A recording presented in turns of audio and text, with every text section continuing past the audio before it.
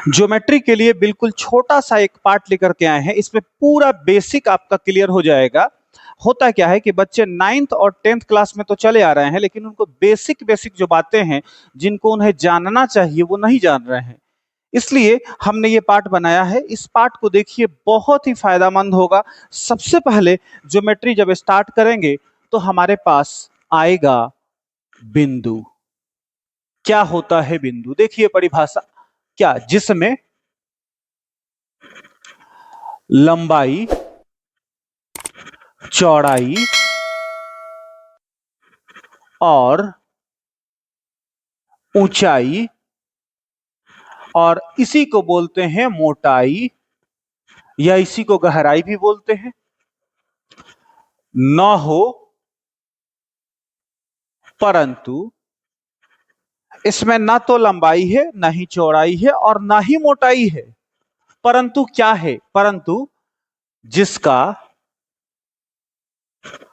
स्थान निश्चित है। परंतु जिसका स्थान निश्चित हो उसे बिंदु कहते हैं। बिंदु कहते हैं। जैसे एक बिंदु बनाएंगे और हमने उसका नाम दे दिया ए, कोई अन्य नाम भी दे सकते हैं, और इस प्रकार से हमने बिंदु को क्या किया? डिनोट कर दिया। दूसरा पॉइंट आएगा बेसिक ज्योमेट्री में, रेखा। रेखा क्या है? जिसमें लंबाई हो। क्या हो? लंबाई हो, परंतु चौड़ाई और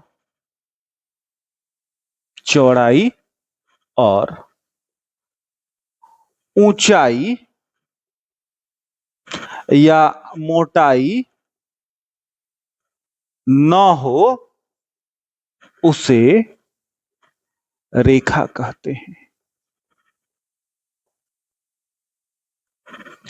यानी सिर्फ लंबाई है और कुछ भी नहीं है। एग्जाम्पल से डिनोट कर दीजिए। हमने कहा यहां पर ए बिंदु है, यहां पर बी है, और इसका नाम हो गया रेखा ए बी। आगे बढ़िए। अब रेखा जो होती है वो दो प्रकार की होती है। लिखिए, रेखाएं दो प्रकार की होती हैं। कौन कौन भाई? एक नंबर सरल रेखा। क्या है परिभाषा इसका? कोई रेखा एक बिंदु से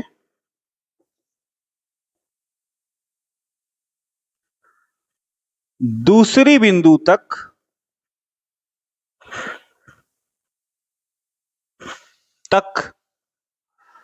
बिना दिशा बदले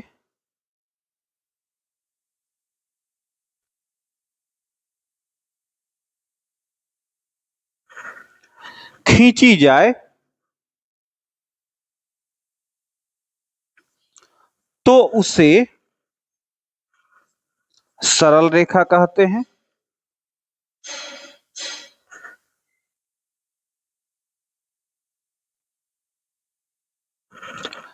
जैसे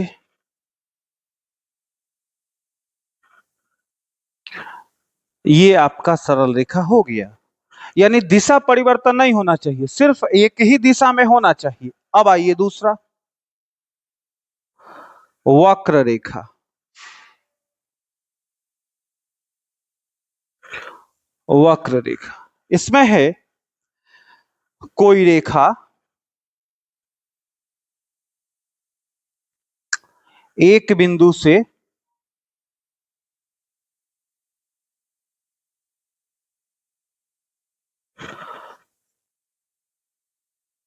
दूसरे बिंदु तक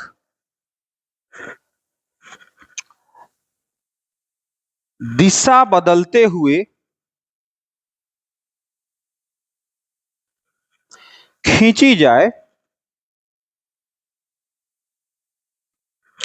तो उसे वक्र रेखा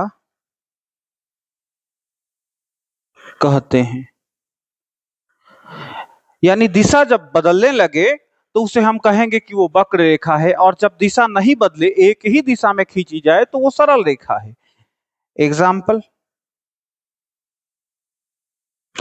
इस प्रकार क्या हो रहा है, ये भी रेखा है, ए से बी पर जा रही है, लेकिन इस बार इसका दिशा यहाँ है, फिर यहाँ, फिर नीचे, फिर ऊपर, फिर नीचे, दिशा परिवर्तित हो रहा है। यानी वो कैसी रेखा है, वक्र रेखा है। ठीक है, आगे बढ़िए। अब तीसरा पॉइंट जो हमारा आएगा वो है कोण, एंगल, कोण। क्या होता है, दो सरल रेखा, दो सरल रेखा के किसी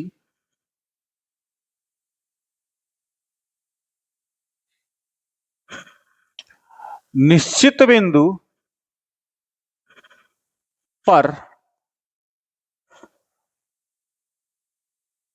मिलने से जो झुकाव पैदा होता है उसे ही कोण कहते हैं।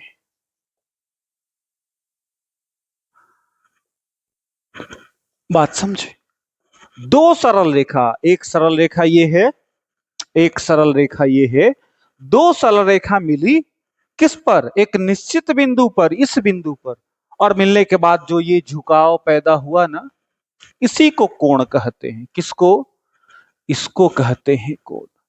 हमने कहा कि रेखा जो था वो ए बी और बी सी था, बी सी मिली और झुकाव पैदा हुआ, उसे ही हमने क्या कहा, कोण कहा। आगे बढ़िए। अब कोण जो है वो कई प्रकार के होते हैं, कोणों के प्रमुख प्रकार को पढ़ लिया जाए। लिखेंगे कोणों के प्रमुख प्रकार, बिल्कुल तरीके से नोट कीजिएगा, बहुत आगे तक काम देगा। छोटी छोटी बातें हैं लेकिन बड़ी जरूरत है। सबसे पहला कोण आएगा न्यून कोण। जो कोण 90 डिग्री से छोटा हो उसे न्यून कोण कहते हैं। सिंपल सी बात है, जैसे 45 डिग्री को न्यून कोण कहेंगे, 60 डिग्री को कहेंगे, इत्यादि इत्यादि।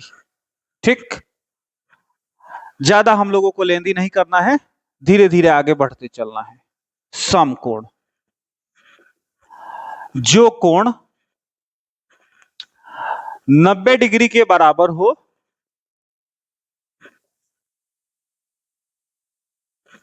उसे समकोण कहते हैं, कहते हैं। जैसे मात्र 90 डिग्री, ना इससे एक कम ना इससे एक ज्यादा, केवल 90। 3 नंबर अधिक कोण। अधिक कोण क्या होता है सर, 90 से ज्यादा और 180 से कम। यानी जो कोण 90 डिग्री से बड़ा परंतु 180 डिग्री से छोटा हो उसे अधिक कोण कहते हैं, उसे अधिक कोण कहते हैं। सिंपल सी बात है। एग्जाम्पल, 90 से बड़ा कोई भी लीजिए, 100 डिग्री, 120 डिग्री, 150 डिग्री इत्यादि इत्यादि। 4 नंबर पर आइए। ऋजु कोण या इसी को सरल कोण भी बोलते हैं, सरल कोण। ये क्या होता है? जो कोण 180 डिग्री के बराबर हो उसे ऋजु कोण या सरल कोण कहते हैं। बात समझे जी? 90 वाला समकोण और 180 वाला ऋजु कोण या सरल कोण, ठीक है। यानी कि जैसे ऋजु कोण या सरल कोण बराबर 180 डिग्री, ना तो इससे कम ना तो एक से ज्यादा। 5 नंबर। अब आ जाएगा पुनर्युक्त कोण। पुनर्युक्त कोण, अच्छा इसमें इसमें यह है कि 180 से ज्यादा हो और 360 से कम हो, यानी जो कोण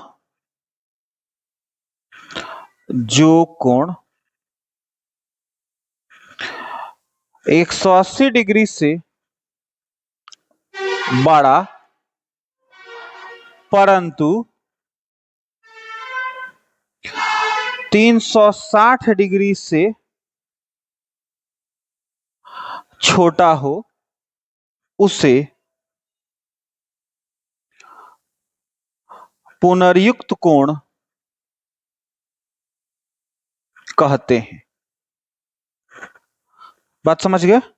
जैसे 180 से बड़ा यानी 200, 250, 310 इत्यादि, ये सभी कोण क्या कहलाएंगे? पुनर्युक्त कोण कहलाएंगे, ठीक। इसके बाद आएगा पूरक कोण। कौन सा कोण? पूरक कोण। बड़ी सिंपल है। जब दो कोणों का योग 90 डिग्री हो तो वे दोनों कोण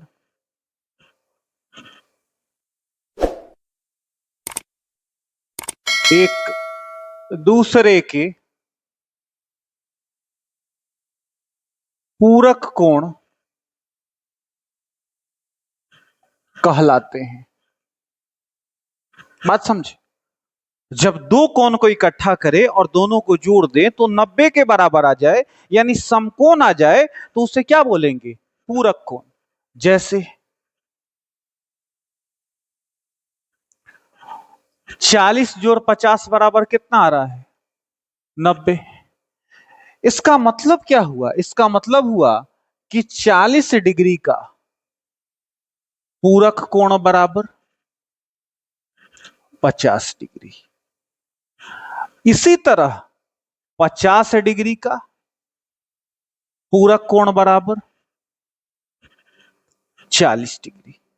बात समझे? वो एक दूसरे के पूरक कहे जाएंगे, ठीक है ना। अच्छा, अब देखिए, अगर ऐसा आ जाए कि 1 डिग्री किसी का भी निकालना हो आपका पूरक, तो 1 डिग्री का पूरक कोण कौन होगा? 90 माइनस 1 डिग्री, यानी जिसका पूरक निकालना हो उसको 90 में से घटा देंगे। तो हमने ये आपको एक सीधा साधा सा फॉर्मूला दे दिया। जैसे मान लीजिए 10 का पूरक निकालना हो तो लिखेंगे 10 का पूरक बराबर 90 माइनस 10 यानी कि 80, ठीक। आगे बढ़िए। क्वेश्चन नंबर सीरियल नंबर 7 पर आइए। समपूरक कोण। समपूरक कोण, जब सब चीज सेम रहेगा, 90 के जगह पर 180 हो जाएगा। जब दो कोणों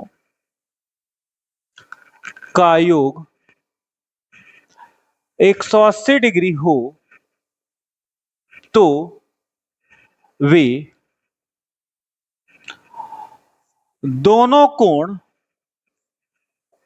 एक दूसरे के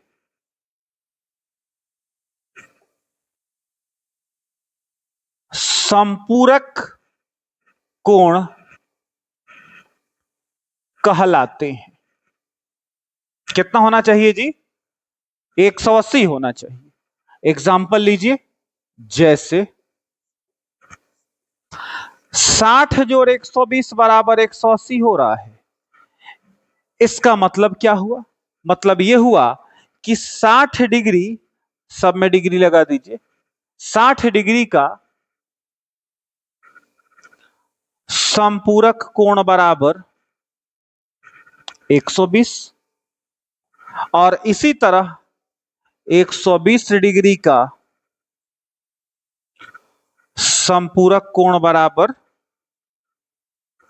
60 डिग्री और इसी तरह 180 डिग्री का संपूरक कोण बराबर 180 और माइनस का 180 डिग्री। बात समझे क्या?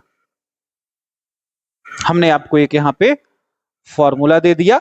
मान लीजिए आपको 50 का संपूरक निकालना होगा तो यहां लिखेंगे 50 डिग्री का संपूरक कोण बराबर 180 माइनस 50 यानी 130 डिग्री आपका संपूरक हो जाएगा। आगे बढ़िए, 8 नंबर पर आइए। यहां से बेहतरीन बेहतरीन है, सबसे बेहतरीन है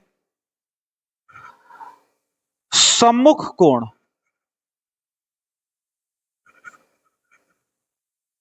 याद करना बड़ी जरूरी है। क्या है? दो सरल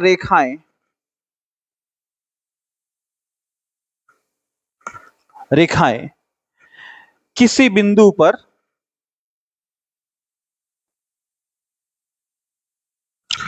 एक दूसरे को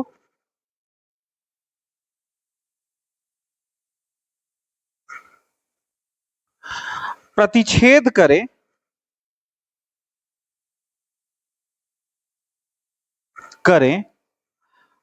तो उससे बने आमने सामने के कोण सम्मुख कोण कहलाते हैं। सम्मुख कोण कहलाते हैं। बात समझे जी? जब दो रेखाएं किसी बिंदु पर प्रतिच्छेद करें, बात समझे ना, किसी बिंदु पर प्रतिच्छेद यानी क्या, एक दूसरे को काटे तो उससे बने आमने सामने के कोण सम्मुख कोण कहलाते हैं। यानी एक रेखा ऐसे है और एक रेखा ऐसे है। बात समझे? तो दोनों रेखाएं यहां कट गई। हमने कहा कि ये ए बी रेखा था, ये सी डी था और यहां पर ओ बिंदु पर कट गया। तो जब कट गया तो आमने सामने का कोण जो हुआ वो सम्मुख कोण हुआ। यानी इसके सामने कौन है? ये है, यानी इसका सम्मुख ये हुआ, है ना, सम्मुख कोण।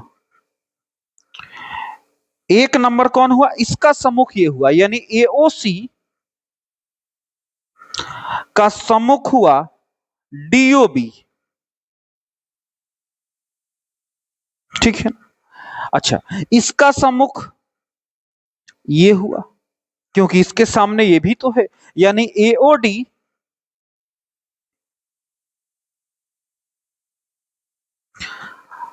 और सीओबी।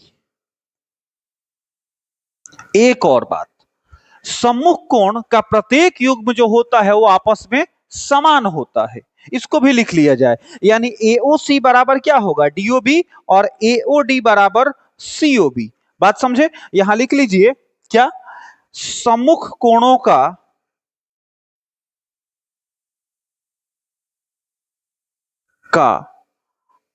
युग्म आपस में समान होते हैं,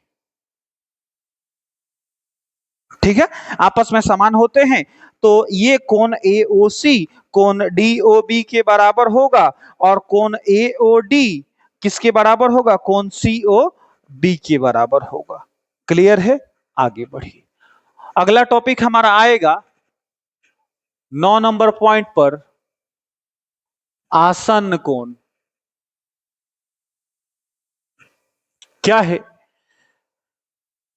किसी बिंदु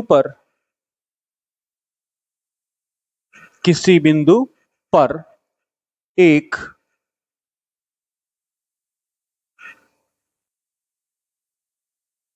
उभयनिष्ठ भुजा द्वारा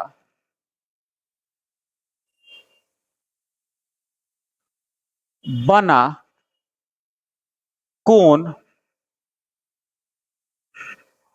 परस्पर आसन्न कोण कहलाते हैं। अब सुनिए, ये कोई पहले से कोण था, ये AOB पहले से कोण था, इसमें एक भुजा इसमें आ गया और उस भुजा ने क्या किया कि दो कोणों को जन्म दिया, यहां और यहां दो कोण बने, तो ये दोनों कोण जो होंगे ना वो आसन्न कोण होंगे। क्यों, क्योंकि इसमें एक भुजा जो है वो उभयनिष्ठ है यानी कॉमन है। यहां लिखेंगे, इसको आप नाम दे दीजिए C।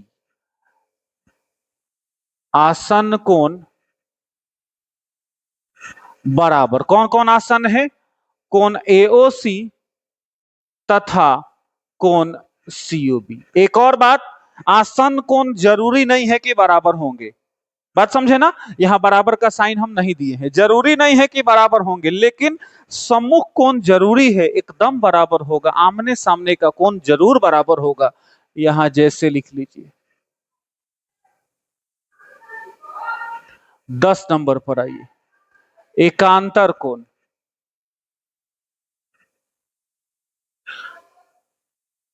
ये वो सब कोण है जो बच्चों को समझ में नहीं आता है, ठीक से थोड़ा। एकांतर कोण, दो समांतर रेखाओं को कोई त्रियक रेखा काटती हो, त्रियक रेखा यानी तिरछी रेखा काटती हो, तो त्रियक रेखा के विपरीत दिशा में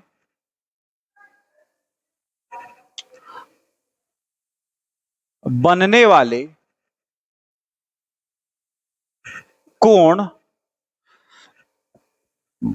एकांतर कोण कहलाते हैं, एकांतर कोण कहलाते हैं। अब सुनिए, दो समांतर रेखा है, ये दो समांतर रेखा है, इसको कोई त्रियक रेखा काट रही है यानी तिरछी रेखा काट दी, तो त्रियक रेखा के विपरीत दिशा में बनने वाला कोण, बात समझे ना, यानी त्रियक रेखा के एक तरफ ये है तो एक तरफ ये है, इसका विपरीत ये है, तो ये दोनों कोण क्या कहलाएंगे, क्या कहलाएंगे, एकांतर कोण कहलाएंगे। और दूसरी बात, एकांतर कोण का प्रत्येक युग्म आपस में बराबर होता है, ये भी लिख लीजिए, तथा एकांतर कोणों का प्रत्येक युग्म या युग्म आपस में बराबर या समान होते हैं, होते हैं। इसका मतलब यह हुआ कि अगर ये x होगा तो ये भी x होगा, और यही एकांतर कोण कहलाएंगे। इसको बढ़िया से नाम दे दीजिए कि आपको याद रहेगा। यहाँ A रहा, यहाँ O रहा, यहाँ B रहा, यहाँ C रहा, यहाँ D रहा, तो लिख लीजिए एकांतर कोण बराबर कोण AOB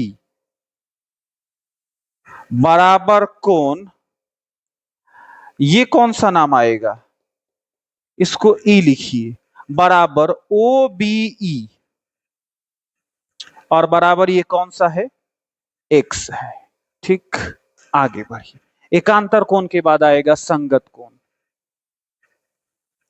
संगत कोण, अरे सिंपल सी बात है, जो विपरीत दिशा का जो कोण होगा वो क्या कहलाएगा, तिर्यक रेखा के विपरीत दिशा का कोण, एक इधर और एक इधर, क्या कहलाएगा, एकांतर कोण कहलाएगा। इसी तरह से यही नहीं, सिर्फ यही एकांतर नहीं है, और भी है एकांतर, ये इसका एकांतर है। बात समझे? तो अभी आप सिंपल बेसिक नॉलेज लीजिए, बाकी आगे तो पढ़ना ही है सिलेबस में। तो ये भी एकांतर है। ठीक, अब संगत में आ जाइए, क्या है, यही बात थोड़ा सा चेंज होगा। दो समांतर रेखाओं को कोई त्रियक रेखा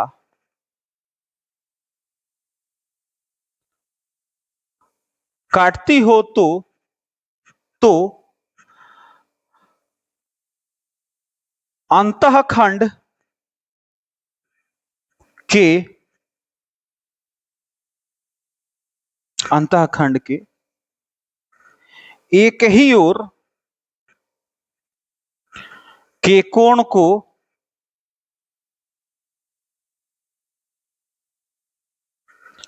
संगत कोण कहते हैं।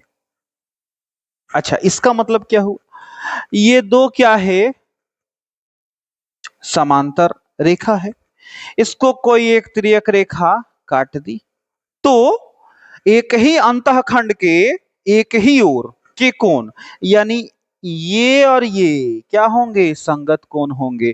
ठीक से लिख लीजिए, ए ओ बी, इसको सी और इसको डी लिखिए। अब मान लीजिए अगर ये 100 होगा तो ये भी 100 होगा। और एक और बात, संगत कोण आपस में बराबर होते हैं, या फिर इसी के तरह से लिखेंगे, संगत कोणों का युग्म आपस में समान होते हैं या बराबर होते हैं। ठीक है, यहां लिखेंगे संगत कोण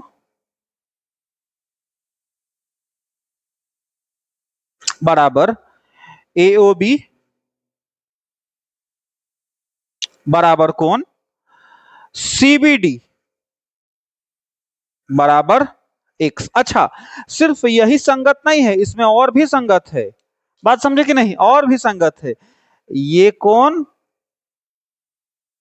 इस कोण के संगत है ना। बेसिक बेसिक बातों का नॉलेज रखिए, अभी आगे सिलेबस में आप और भी पढ़ेंगे। ये हमारा संगत कोण तक हो गया। अब इस सीरीज में आएगा त्रिभुज, 4 नंबर पर है त्रिभुज।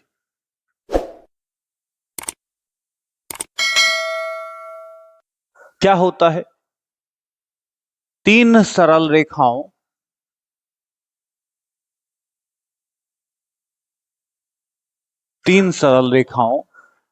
से घिरे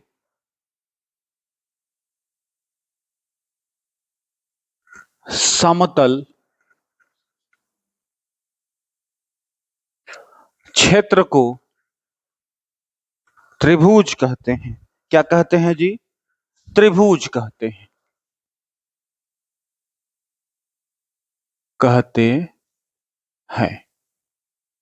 अच्छा, यानी कैसा, जैसे ये एक सरल रेखा, ये दूसरा, ये तीसरा, ये घिरा हुआ क्षेत्र हो गया, तो इसे ही हम क्या कहेंगे, त्रिभुज कहेंगे। सिंपल सी बात है। अब त्रिभुज के गुण पर आ जाइए, यहीं पर त्रिभुज के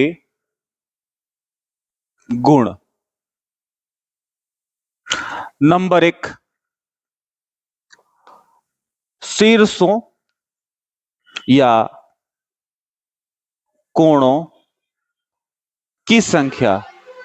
त्रिभुज में कितने शीर्ष या कोण होते हैं, 3 होते हैं। ठीक है ना, 1 2 3। 2 नंबर भुजाओं की संख्या। कितनी भुजा होती है? 1 2 3। उसके बाद आगे बढ़िए। त्रिभुज के तीनों कोनों का योग, है ना, तीनों कोनों को जोड़ दिया जाए तो उसका आएगा सम 180 डिग्री। चौथा, त्रिभुज का क्षेत्रफल 1/2 गुना में आधार और गुना में शीर्ष लंब। ये बेसिक सा फॉर्मूला है त्रिभुज का क्षेत्रफल निकालने का। हालांकि हेरोन के सूत्र से भी त्रिभुज का क्षेत्रफल निकलता है। आपको सिर्फ बेसिक बातें समझनी है, इसलिए सिर्फ एक फॉर्मूला पर ध्यान रखिए। इसके बाद त्रिभुज का परिमाप क्या होता है? त्रिभुज का परिमाप बराबर तीनों भुजाओं का योग। तीनों भुजाओं का योग। अब आ जाइए 6 नंबर पर। त्रिभुज का प्रकार। तो त्रिभुज कोनों के आधार पर भी होते हैं, भुजाओं के आधार पर भी होते हैं। सबसे पहले हम लिखेंगे कोण के आधार पर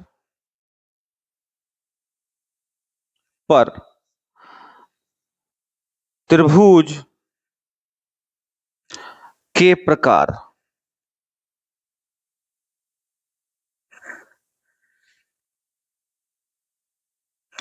और पहला जो प्रकार आएगा वो होगा न्यूनकोण त्रिभुज। न्यूनकोण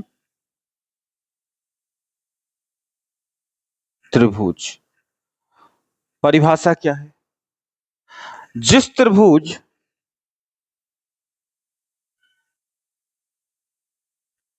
के तीनों कोण क्या हो? न्यून कोण हो,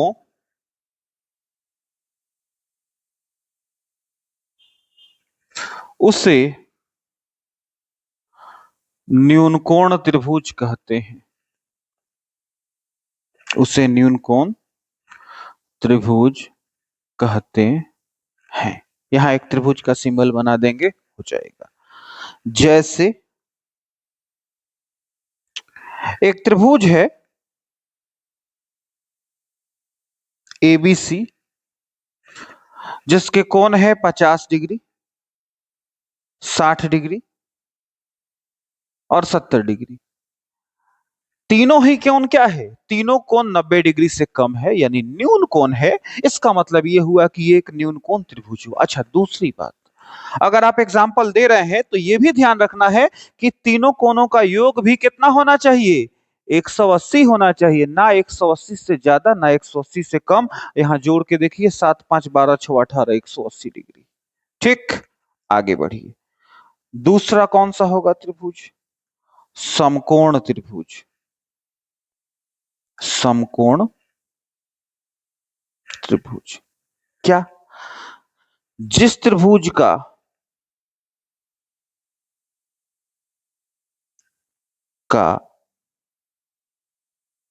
कोई एक कोण 90 डिग्री का हो,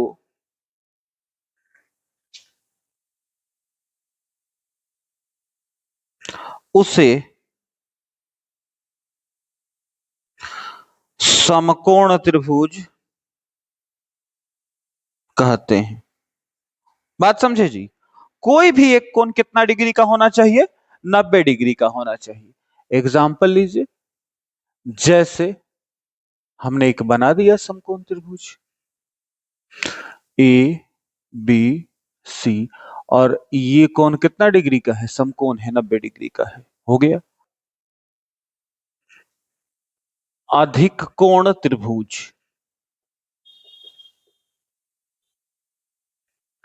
इसमें क्या है? जिस त्रिभुज जिस त्रिभुज का कोई एक कोण अधिक कोण हो, उसे अधिक कोण त्रिभुज कहते हैं।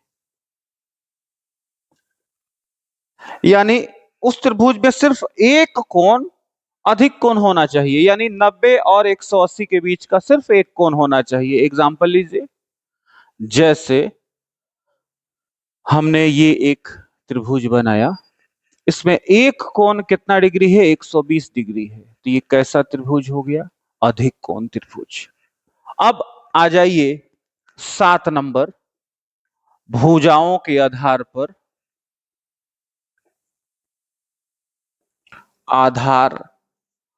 पर त्रिभुज के प्रकार। त्रिभुज के प्रकार, या फिर इसको लिखिए भुजा के आधार पर त्रिभुज के प्रकार। पहला जो त्रिभुज आएगा वो आएगा समबाहु त्रिभुज। कौन सा त्रिभुज? समबाहु त्रिभुज। अब इसमें क्या होता है? इसके तीनों भुजा आपस में बराबर होते हैं। लिखेंगे जिस त्रिभुज के तीनों भुजाएं आपस में बराबर हो, उसे समबाहु त्रिभुज कहते हैं। बिल्कुल सिंपल। हमने एक त्रिभुज बनाया ABC, ये जैसे तीनों भुजा आपस में बराबर है, यानी AB बराबर BC बराबर AC है, तो समबाहु त्रिभुज है। आगे बढ़ जाइए 2 नंबर। अब 2 नंबर क्या? समद्विबाहु। समद्विबाहु त्रिभुज। इसमें क्या है? जिस त्रिभुज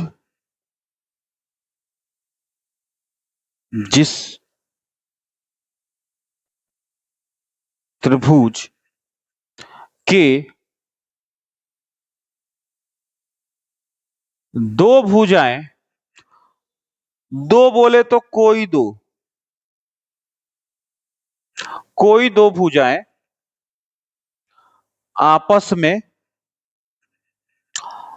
बराबर हो, उसे समद्विबाहु त्रिभुज कहते हैं। क्या मतलब हुआ? जैसे ये कोई त्रिभुज है, अब इसमें क्या है कि सिर्फ ये और सिर्फ ये बराबर है। हमने इसका नाम दिया ABC, यानी ABC में सिर्फ AB और AC अगर बराबर है तो वो समद्विबाहु त्रिभुज है। आगे बढ़ जाइए 3 नंबर पे आइए। इसमें आएगा विषमबाहु त्रिभुज। अब इसमें क्या होता है? इसमें कोई भी किसी के बराबर नहीं होता है। इसका मतलब यह है कि जिस त्रिभुज के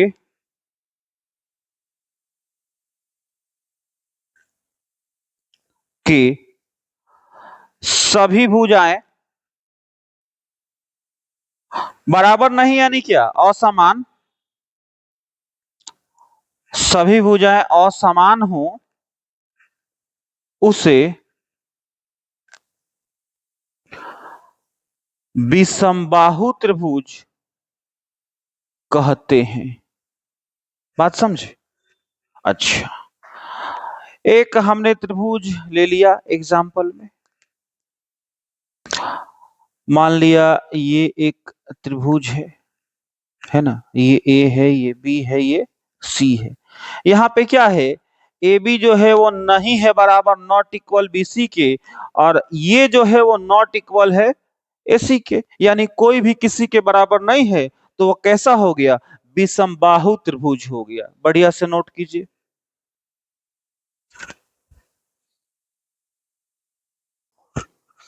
अब आइए कुछ बातें चतुर्भुज पर भी कर लेते हैं। चतुर्भुज क्या होता है, 8 नंबर आएगा। चार सरल रेखाओं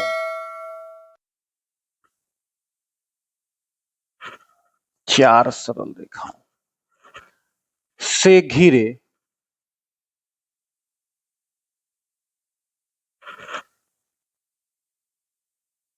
समतल क्षेत्र को चतुर्भुज कहते हैं।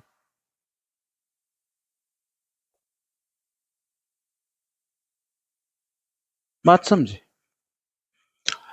यानी कैसा होगा, चार सरल रेखा है, यानी इस प्रकार का होगा। हमने इसका नाम दे दिया ए बी सी डी। अच्छा, एक जनरल चतुर्भुज के कुछ गुण होते हैं, उन गुणों को देखा जाए क्या। 9 नंबर, चतुर्भुज के गुण। 1 नंबर, चतुर्भुज में शीर्षों या कोणों की संख्या कितनी होती है सर, 4। 2 नंबर,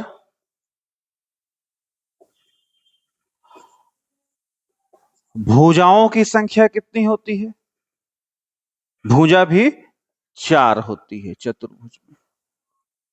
इसके बाद विकर्णों की संख्या कितनी होती है सर, विकर्ण कौन, आमने सामने के शीर्षों को अगर मिला दिया जाए तो क्या बनता है, विकर्ण बनता है। तो कितना हुआ, 2। ठीक है, 4 नंबर पर आइए। चतुर्भुज के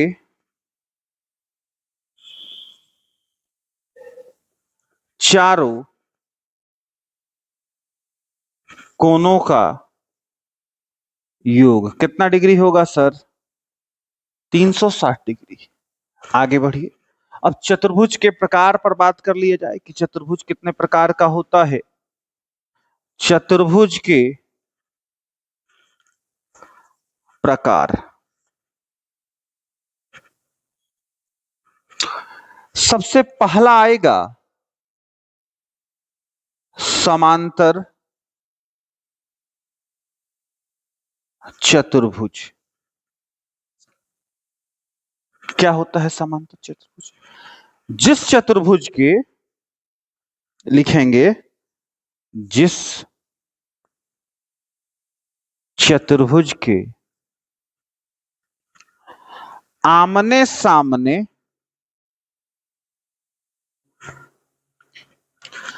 की भुजाएं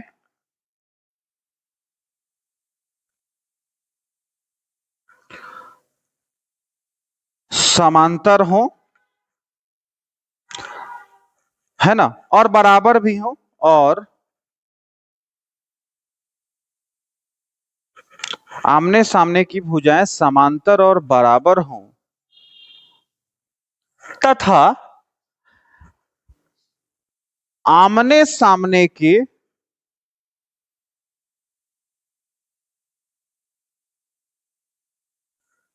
कोण बराबर हों,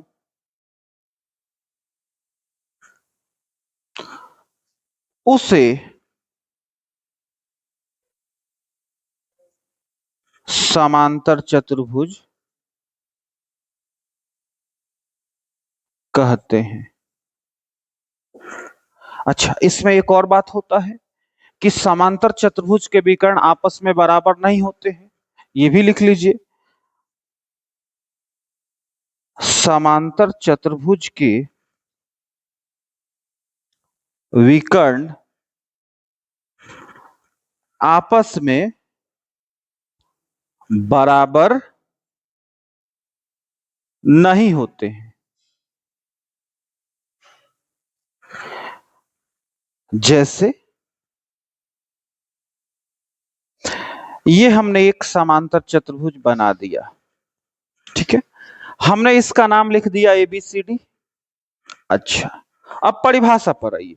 जिस चतुर्भुज के आमने सामने की भुजाएं समांतर और बराबर, यानी आमने सामने ये और ये दोनों बराबर हो और समांतर भी हो, उसी तरह से ये भी दोनों बराबर और समांतर भी हो। उसके बाद ये जो दोनों विकर्ण है ना, ये आपस में बराबर नहीं होते हैं। यानी यहां हमने क्या क्या बात देखा। नंबर एक, देखिए, आमने सामने की भुजा बराबर, यानी AB बराबर DC, और समांतर भी, यानी AB समांतर DC। दूसरी बात कि AD जो है वो बराबर है BC के, और ठीक इसी तरह AD जो है वो समांतर भी है BC के। उसके बाद 3 नंबर हमने देखा कि विकर्ण जो है वो आपस में बराबर नहीं है, यानी AC not equal to BD या DB। बात समझ गए? तो ये क्या हो गए, समांतर चतुर्भुज के प्रॉपर्टी। आगे बढ़िए, 2 नंबर चतुर्भुज आएगा हमारे पास, समलंब चतुर्भुज। समलंब चतुर्भुज। अच्छा, समलंब चतुर्भुज में क्या बात है भाई, इसमें यह है कि जिस चतुर्भुज की दो भुजाएं, जिस चतुर्भुज की दो भुजाएं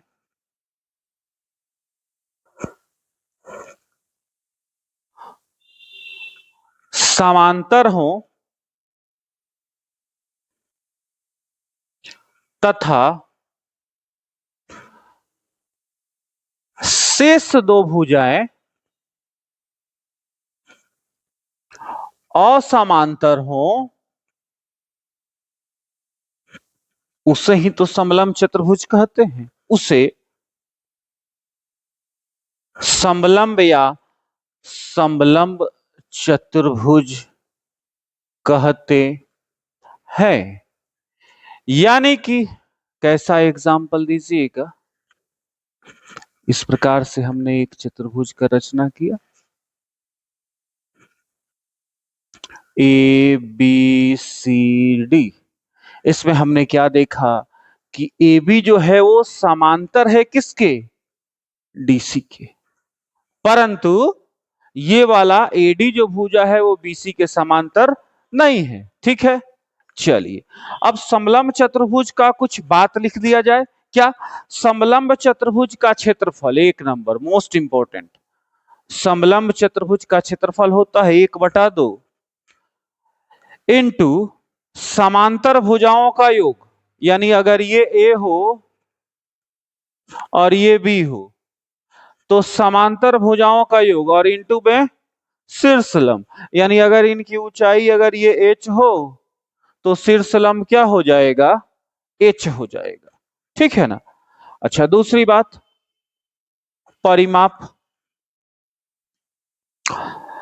परिमाप इसका समलंब का सिंपल वही वाला लगेगा, चारों भुजाओं का,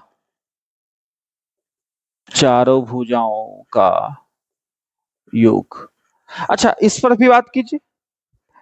इनका 4 नंबर, समांतर चतुर्भुज का क्षेत्रफल हो जाएगा आधार गुना ऊंचाई या शीर्षलंब, और उसके बाद 5 नंबर परिमाप। समांतर चतुर्भुज का परिमाप वही होगा जो आयत का होता है, क्या, 2 इंटू लंबाई जोड़ चौड़ाई। ठीक है जी, तो ये हमने क्या कर दिया, इकट्ठा कर दिया इन सूत्रों को। अब आगे बढ़िए, 3 नंबर पर आ जाइए। 3 नंबर हमारे पास आएगा समचतुर्भुज। समचतुर्भुज, इसमें क्या होता है कि जिस चतुर्भुज के, जिस चतुर्भुज के चारों भुजाएं आपस में बराबर हों तथा आमने सामने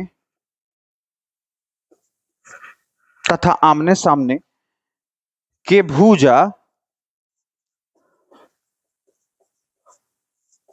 समांतर हों और आमने सामने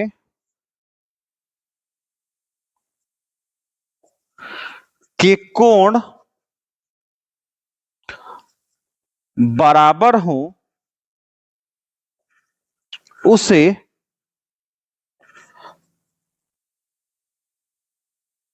समचतुर्भुज कहते हैं। बात समझ गए ना? माने ये कुल मिला के बात ये है कि ये एक तरह से वर्ग ही है, लेकिन वर्ग में क्या होता है कि चारों भुजा आपस में बराबर होता है, परंतु इसमें चारों भुजा आपस में बराबर तो है लेकिन उसमें चारों कोण बराबर होता है और इसमें दो कोण आमने सामने के बराबर होते हैं, दो दो के पेयर में बराबर होते हैं। बात समझे? जैसे इस प्रकार से तो बनेगा समचतुर्भुज ए बी सी डी, चारों भुजा आपस में बराबर है, यानी ए बी बराबर बी सी बराबर सी डी बराबर ए डी। उसके बाद आमने सामने की भुजा समांतर है, यानी कि ए बी जो है वो समांतर है सी डी के और ए डी जो है वो समांतर है बी सी के। 3 नंबर पर आइए। अब क्या है, आमने सामने के कोण बराबर है, यानी कोण ए बराबर कोण सी, बात समझे ये, और कोण डी बराबर कोण बी। ठीक, अच्छा, और कुछ छूट तो नहीं रहा है? हाँ, छूट रहा है क्षेत्रफल और परिमाप। तो 4 नंबर, समचतुर्भुज का क्षेत्रफल क्या होता है जी? 1/2 और इंटू में D1 इंटू में D2, और जहां D1 D2 क्या है? D1 D2 विकर्ण है, ठीक है जी, ये D1 है और ये D2 है, समझ गए ना? विकर्ण है। अच्छा, उसके बाद एक परिमाप छूट रहा है। परिमाप इसमें तो वर्ग वाला लग जाएगा। कितना होता है वर्ग का परिमाप? 4 गुना 1 भुजा, यानी इसमें भी लग जाएगा 4 गुना 1 भुजा। अच्छा, इसमें एक और बात छूट रहा है, इसमें भी तो आमने सामने के कोण क्या है? बराबर है, यानी इसमें भी 6 नंबर पर आएंगे तो कोण ए बराबर कोण सी और कोण बी बराबर कोण डी होगा। अरे लिखने को तो बहुत बातें लिख सकते हैं, क्या क्या लिखिएगा, बस बेसिक नॉलेज रखिए कि ज्योमेट्री का ये सब बातें अगर आपके पास एक झटके में अचानक से आ जाए तो आपको याद आ जाए कि ये सब ये होता है, इसका मतलब ये होता है। अब इस कड़ी में हमारा वर्ग आएगा, है ना? 4 नंबर है वर्ग। वर्ग क्या है? जिस चतुर्भुज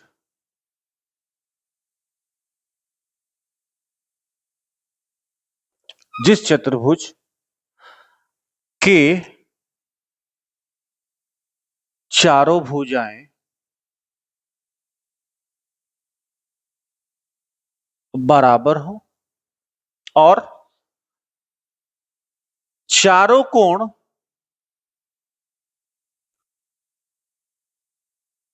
समकोण हो,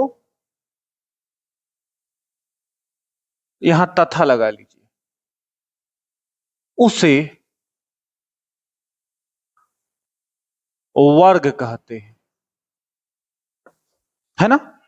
चारों भुजा आपस में बराबर हो और चारों कोण कितना डिग्री का हो? 90 डिग्री का हो, यानी समकोण हो, यानी चारों कोण भी बराबर हो। जैसे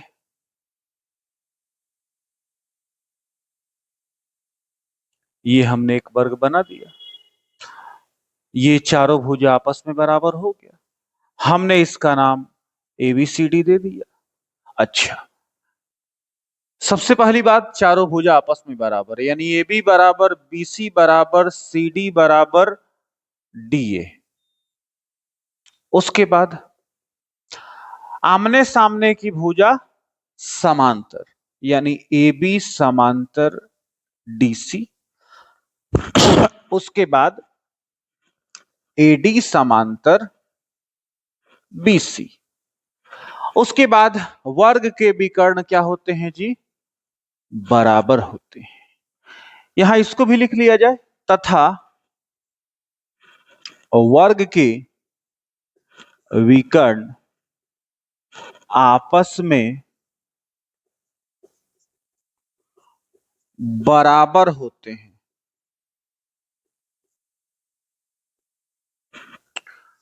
यानी 3 नंबर बात आएगा कि AC बराबर BD, विकर्ण बराबर होने के कारण। 4 नंबर बात, वर्ग का क्षेत्रफल भुजा स्क्वायर। और 5 नंबर, वर्ग का परिमाप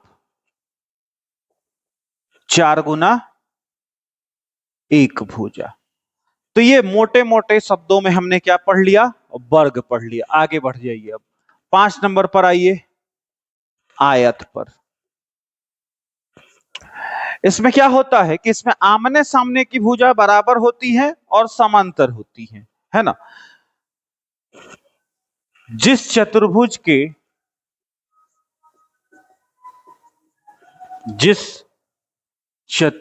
के आमने सामने की भुजाएं बराबर और समांतर हो, तथा और क्या प्रॉपर्टी है आयत की? चारों कोण समकोण होते हैं, तथा चारों कोण समकोण हो, उसे आयत कहते हैं। बात समझे जी? आयत के विकर्ण भी आपस में बराबर होते हैं, यही बात इसमें यही लिख दीजिए, तथा आयत के विकर्ण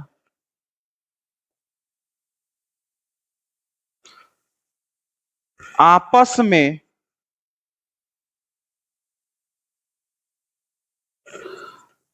बराबर होते हैं। एक आयत बनाइए,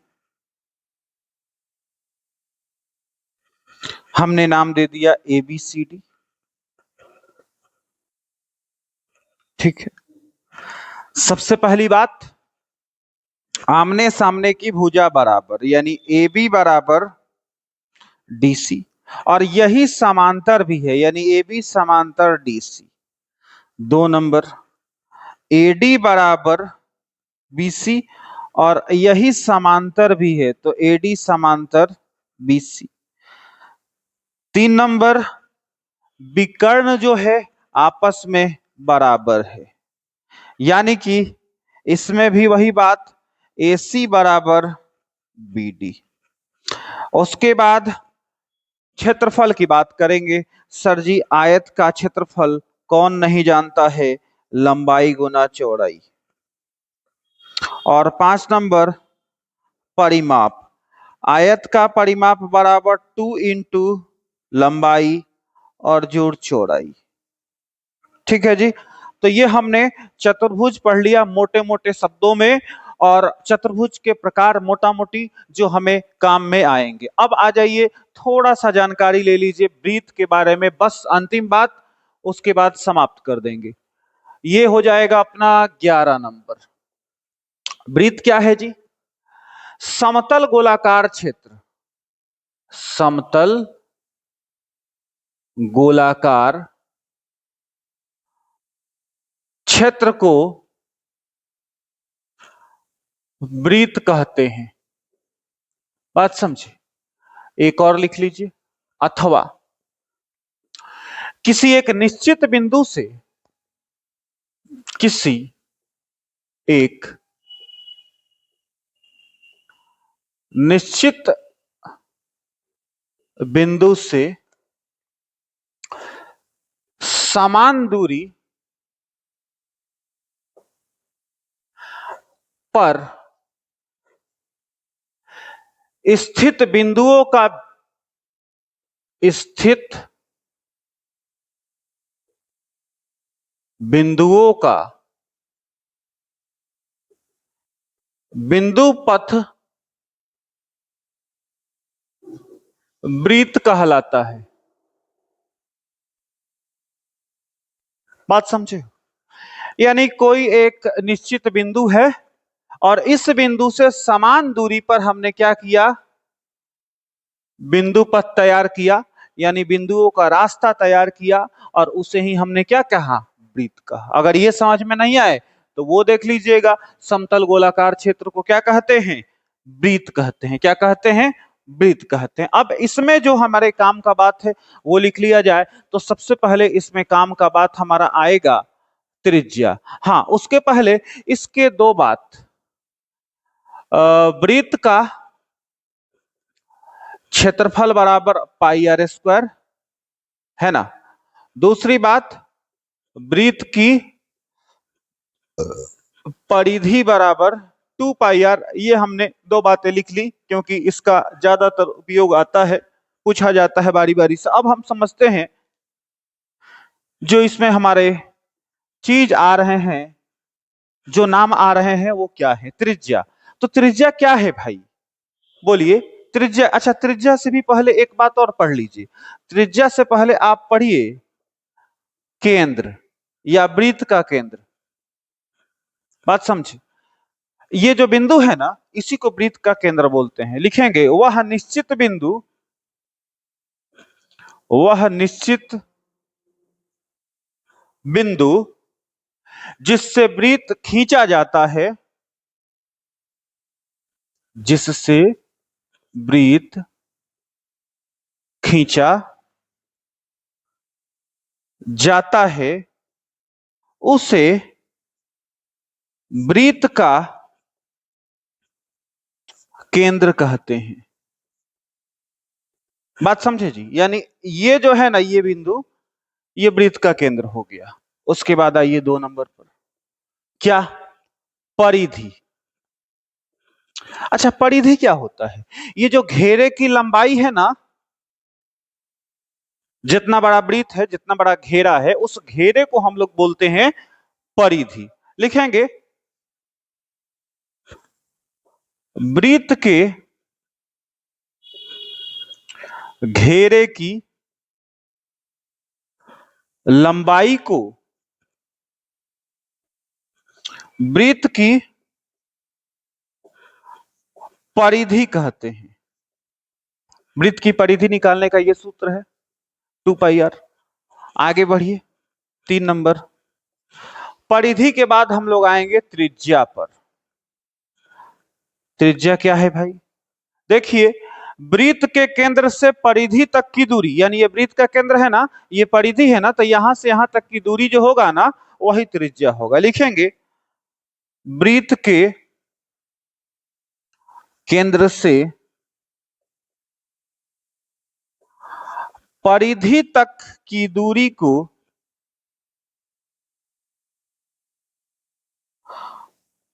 त्रिज्या कहते हैं। आगे बढ़ जाइए, क्वेश्चन टॉपिक नंबर 4। अब आएगा व्यास। व्यास क्या है भाई? परिधि पर के दो बिंदुओं को, परिधि पर के दो बिंदुओं को मिलाने वाली रेखा, मिलाने वाली रेखा को जो केंद्र से होकर गुजरती है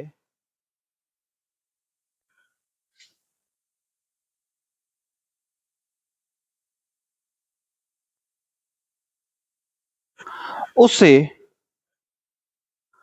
व्यास कहते हैं। अलग से भी चित्र बना के समझ लीजिए। ये क्या है? एक वृत्त है, हमने एक ये वृत्त बनाया है, ठीक है ना जी। ये वृत्त का केंद्र है, तो परिधि पर के दो बिंदु हमने लिया, एक बिंदु यहां, एक बिंदु यहां। तो अगर ये केंद्र से होकर गुजर जाए ना, ये दोनों बिंदु इस केंद्र से होकर गुजर जाए ना, तो उसे ही क्या बोलेंगे? व्यास बोलेंगे।